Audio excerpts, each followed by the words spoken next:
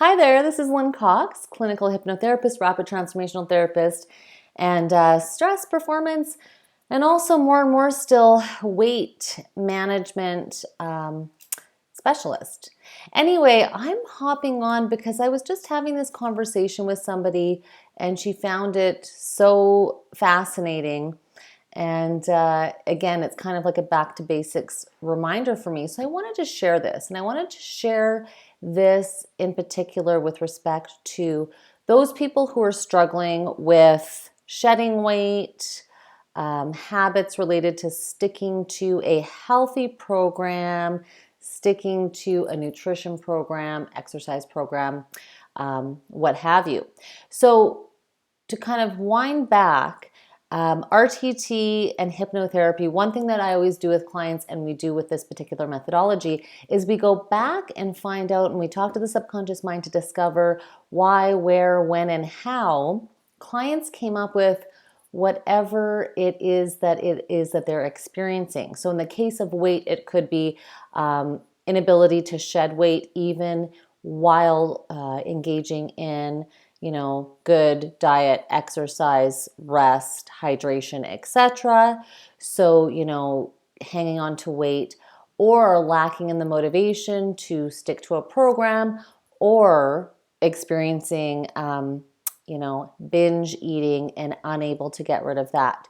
So there's always an underlying cause. So that's what we always go back to. But I want to talk about the 3 Ps real high level because this is just such a simple way to look at it. And what it can do is I found with clients who are challenged with weight issues as well as the healthy habits that come along with, being your optimal size or being in optimal health, they experience a lot of shame. Um, you know, it's kind of two-part. It's that knowing that I know what I should do to be taking care of my body, to be reaching my goals, to feel better, etc. So when people consistently are butting up against those challenges, going back to binge eating, not doing their workout, there's an enormous amount of shame that can come along with that, as well as a general shame many people feel about their body.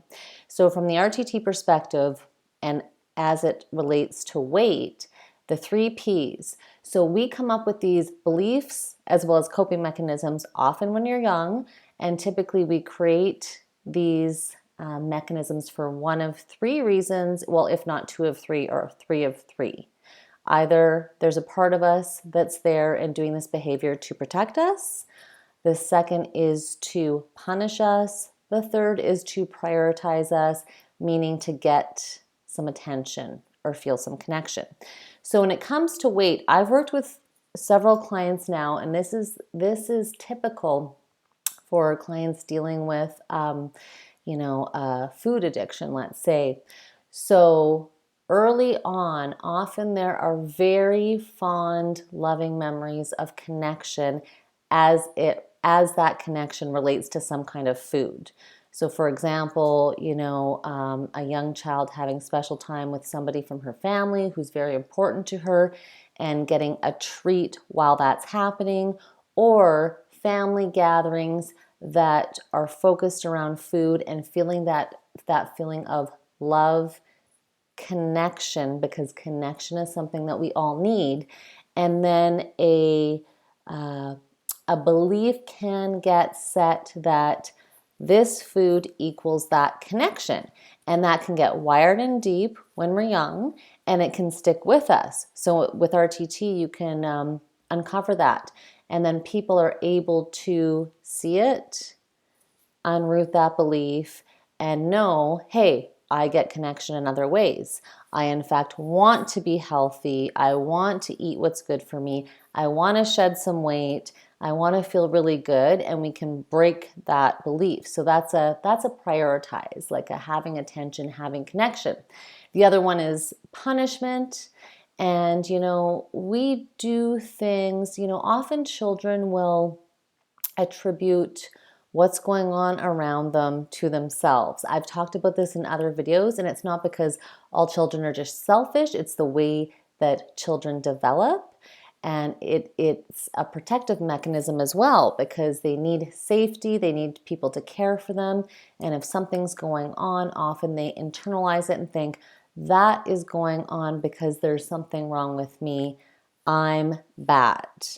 And so they can pick up certain behaviors that are punishing in a way, i.e., weight, i.e., unhealthy eating habits, i.e., self-sabotage, which all, don't get people to the place that they want to be when we're looking at being optimal weight, optimal health, etc.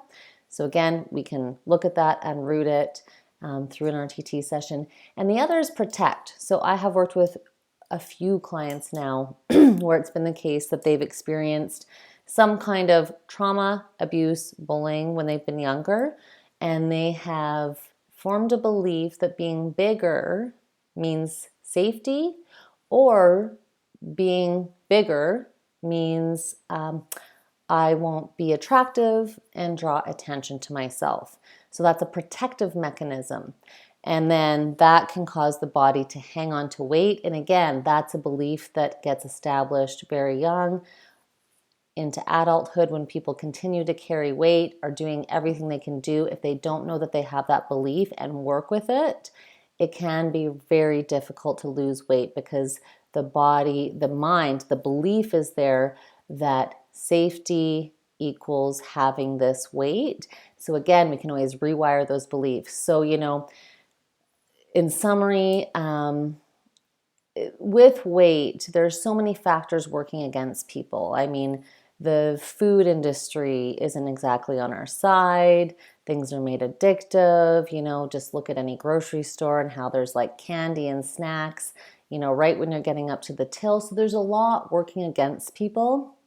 Constant barragement of unhealthy foods, alcohol, temptation, etc., marketing behind pushing foods that aren't nutritious or good for us. So that's one thing that works against a lot of people. Secondly, holding any of these beliefs, these long-standing beliefs, and having a part of you that's either prioritizing, protecting, or punishing.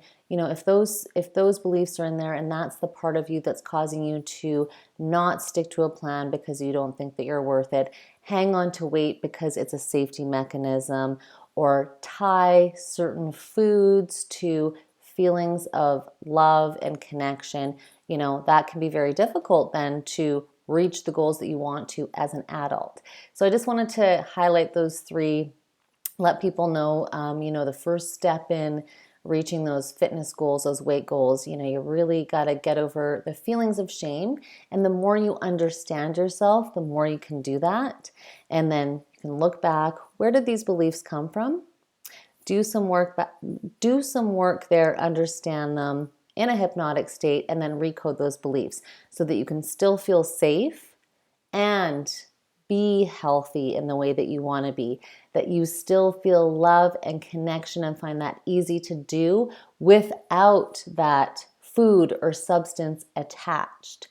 And also that, there's no need to punish yourself because, you did nothing wrong as a child, for example. So wanted to share that today. I hope that you're all doing very well, and feel free to reach out if, weight, stress, anxiety, any of those things, or anything that you've been struggling with. Take care.